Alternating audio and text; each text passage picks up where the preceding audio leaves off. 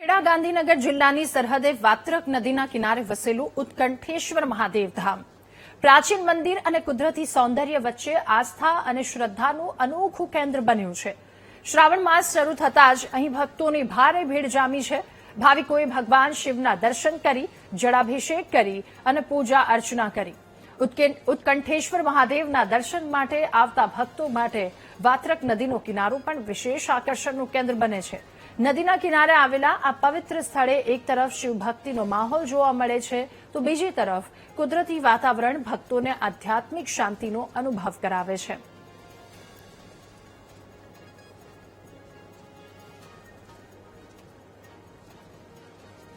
જગ્યા બહુ જૂની છે। લગભગ 2000 પૂર્વે સત્યનામ જાવળા નામના મહાન ઋષિએ તપશ્ચર્યા કરેલી।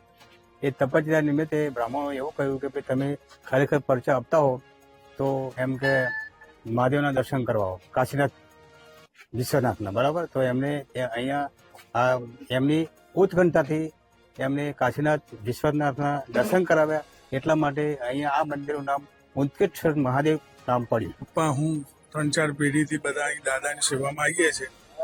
સાંજે મહાપૂજાનો ભવ્ય પ્રોગ્રામ હોય છે, સવારે બીલીપત્ર અભિષેક પાઠ વગેરે।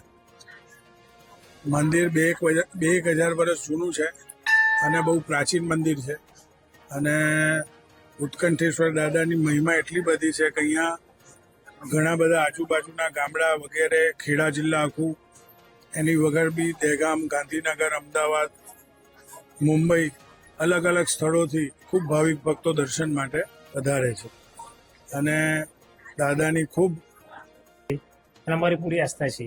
અમારા રજવાડા વખતનું સ્થળ છે અને પૂરી આસ્થાથી અમે દર સોમવારે આવીએ છીએ શ્રાવણ માસના ભોલેનાથના દર્શન માટે। અને તે અમારું ધાર્મિક અને પુરાતન સ્થળ છે, એનો હેતુ જળવાઈ રહે માટે અમારે કાયમ માટે શ્રદ્ધા, અમારી આસ્થાની રહેલી છે અપાર, જેની કોઈ પાર નહીં એવી શ્રદ્ધા। કાશી વિશ્વનાથનું સત્યકામ જાબાલા ઋષિએ આવાહન કર્યું। આવાહન કરતા જમીન ધરતી ફાટી એટલે ઋષિમુનિઓએ આંખો ખોલી નાખી એટલે કંઠની અંદર નીચે એટલા જમીનની અંદર 1 મીટર નીચે શિવલિંગ તરીકે કંઠની અંદર પ્રગટ થયા। એટલે કંઠમાં છે એના ઉત્કંઠાથી ઉત્પન્ન થયા એટલે ઉત્કંઠેશ્વર કહેવાય। ગામડા જેના આખું બોલતા ના ફાવતું હોય એટલે એ લોકો ઊંટડિયા મહાદેવ કહે છે આ રીતે। અને અહીંયા